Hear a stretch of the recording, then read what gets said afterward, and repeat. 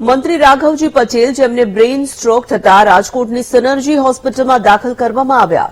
CT scan બાદ અન્ય સારવાર ચાલી રહી છે। હોસ્પિટલના તબીબ ડોક્ટર જયેશ ડોબરિયાએ માહિતી આપતા કહ્યું કે રાઘવજી પટેલની તબિયત હાલ સુધારા પર છે।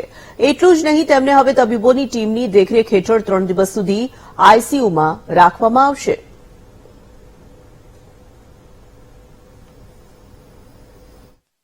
આજે રાઘવજીભાઈ પટેલ આપણા મંત્રી સાહેબ ને બ્રેઇનની અંદર હેમરેજ થયેલું એટલે વહેલી સવારે લગભગ 3 વાગે અમારી હોસ્પિટલે જામનગરથી શિફ્ટ થયેલા। એ પછી એમને ઓબ્ઝર્વેશનમાં રાખવામાં આવેલા અને આજે સવારે ફરીથી સીટી સ્કેન કરતા હેમરેજમાં વધારો ન થયા એ આપણા માટે સારી વસ્તુ છે। એનું બ્લડ પ્રેશર, ધબકારા બધું સારું છે।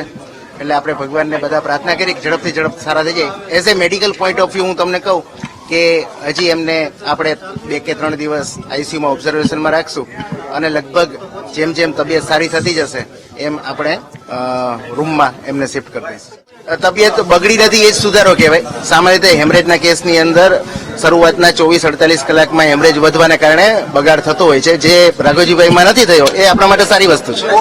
બ્રેઇન સ્ટ્રોક આવવા પાછળનું કારણ એમની એજ 65 યર્સ છે એક, અને એમને બ્લડ પ્રેશરની તકલીફ છે, તો આવા કિસ્સામાં બ્લડ પ્રેશરને લીધે હેમરેજ થતું।